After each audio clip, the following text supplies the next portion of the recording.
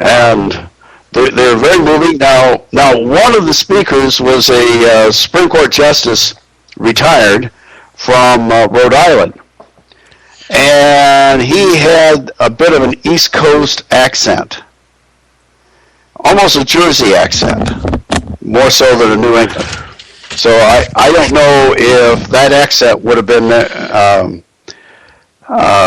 present with the speaker that he was representing.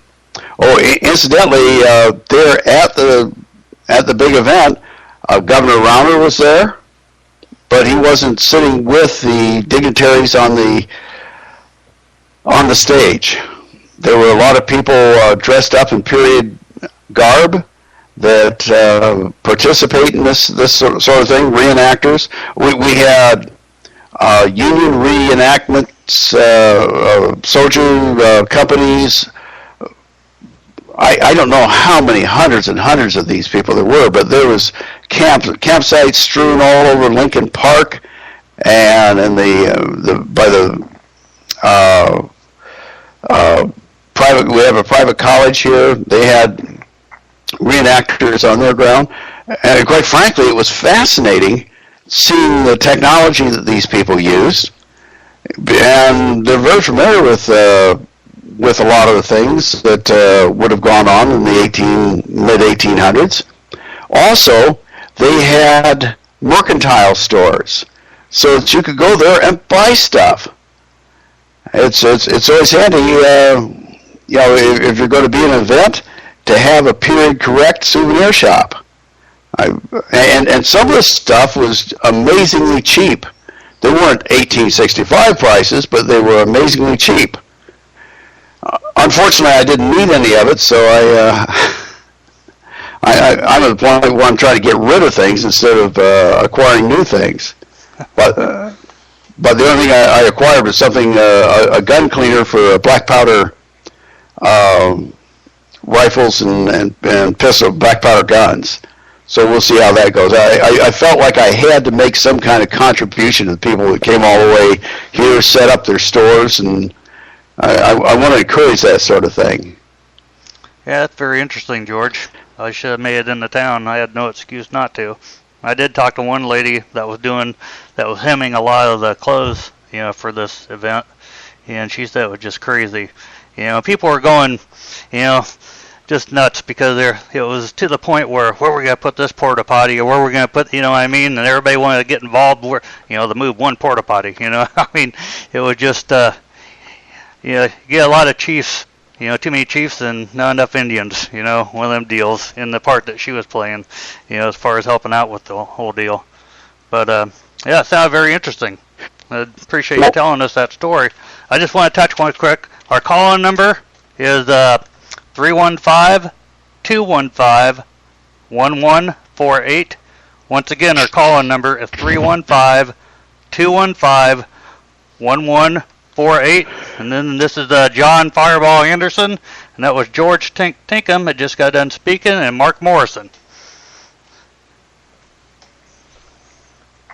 And we. But by the way, one of the things I wanted.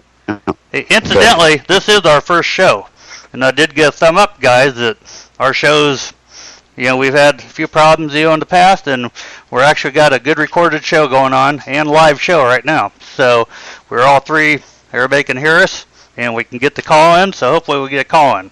So go ahead, George. Oh, I was going to mention with these reenactors, one of the things that I've been trying to do for over a year is to get the correct materials, the correct style and all that for a Revolutionary War outfit called the Green Mountain Boys out of Vermont. Because my ever so great grandfather was one of the Green Mountain Boys, Jeremiah Tinkham III. And I sometimes asked to be part of the color guard for, say, Sons of American Revolution, and it'd be nice to be in period dress when you do that. You're supposed to be in period dress, but I'm so concerned that I might do it incorrectly and not be faithful to the memory of my ancestor that I don't have anything thrown together yet, so I'm still researching that.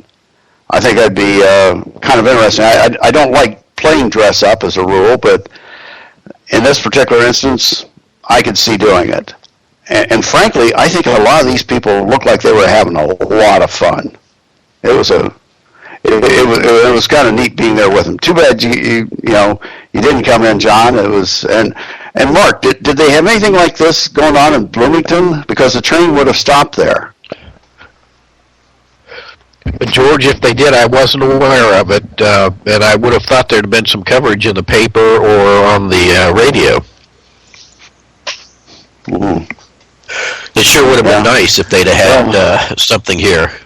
Well, if they had the train stop right there in Bloomington, man, you would have thought that they would have done some kind of a, intermediate stop, for those people too. And, wow. Well, that's pretty interesting. It is. Well, did you know who was playing Honest Dave? Did you know the actor that was Honest Dave? Who was playing what? Did you know who the actor was that was playing Abe? Oh, no. They introduced who these people were.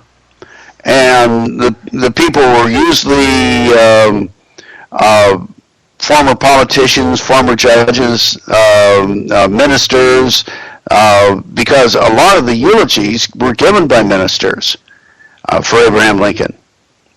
Pretty good for somebody that rarely went to church. And they introduced so-and-so will be playing the part of this historic figure, and then the person came on up to the microphone and gave his speech. That's how they handled it. And it was the only person that was not in period dress. Oh, go ahead. No, go ahead. I did hear a story. I did hear from that girl that said that did the hemming and the sewing. She thought that she heard that Obama was supposed to show up for this. Lucky thing he didn't. But that's one of the stories, just one of the stories I heard. So that he was supposed to maybe be involved a little bit, but most likely wasn't. One of the things that struck me, I saw numerous black people there, but to me it seemed like the black community was underrepresented for this. And you'd think this would be a huge thing for them, because quite frankly, it wasn't white slaves that were freed by Abraham Lincoln. But I guess how we forget. I was at a continuing legal education course a few months ago. One of the speakers was a NAACP lawyer, Archie Lawrence. He was talking about how his father was a Republican, and he started laughing. He said, I can't, don't understand that, like it was a big thing. I was tempted to explain to him that his father undoubtedly knew people that were slave born. And he understood that the Republican Party was created solely to defeat slavery. That was the reason, that was the genesis of the Republican Party. It wasn't so that fat cats got fatter, or that global warming could be denied, or anything else that people want to attribute to that party. But the primary purpose was the abolition of slavery and the integration of and the establishment of citizenship rights to the former slaves. And now it's a pretty rare thing to see a black Republican. It's the party that promoted slavery under the guise of states' rights was the Democratic Party, and most of the black community are just fiercely Democrat, which kind of sequences can lead us to another topic if you're ready for it. Well, John, you ready? Why don't we take a short break, and then we'll come back and we'll talk about, I think George is talking about the Baltimore riots going on out there, and with Freddie Gray dying. and we will hit on that when we come back from our break. This is John Fireball Anderson with George Tinkham and Mark Morrison. And let's see, our call-in number is 315-215-1148. You can also go on Spreaker.com and you can hit the chat box. And all you got to do is go on Spreaker.com, push in Patriots on Wheels, and you can go on to the chat box also and put in some questions of anything you're interested in talking about. It doesn't have to specifically be the topic that we're talking about. So we'd like to have a call-in, be our first call-in, and we'd be honored to have you. So we'll be back in a few minutes, 3.5 minutes. We'll take a short break, and we'll hit on Baltimore riots.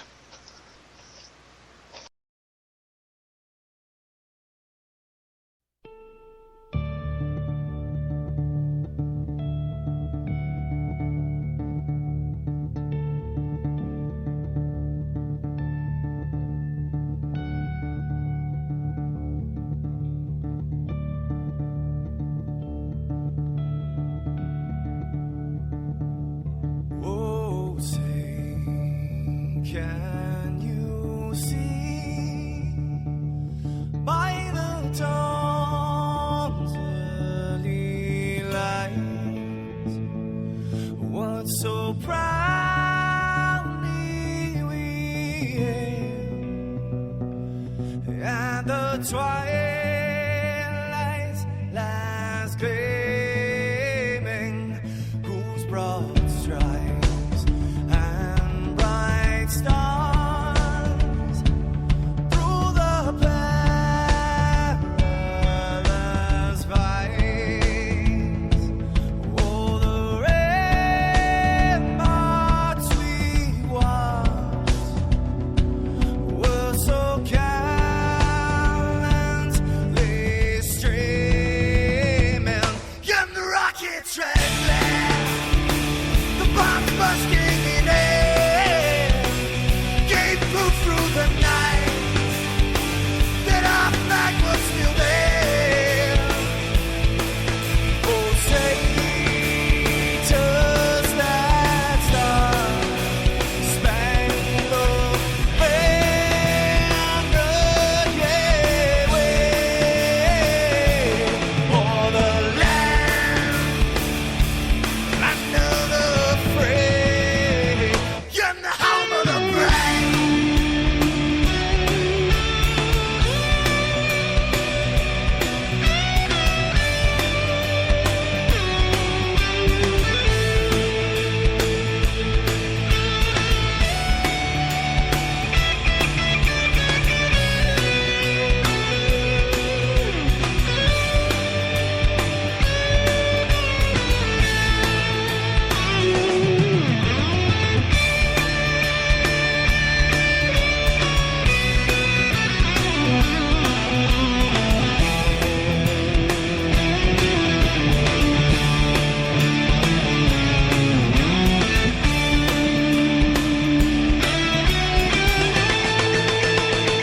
Because we are the brave.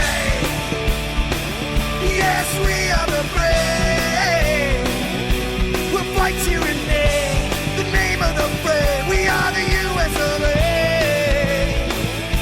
For those unaware, that flag is still there. It's our future to save. This land of the brave, the U.S. of A. Oh, say, does that star-spangled banner yet wave o'er the land of the free, in the home of the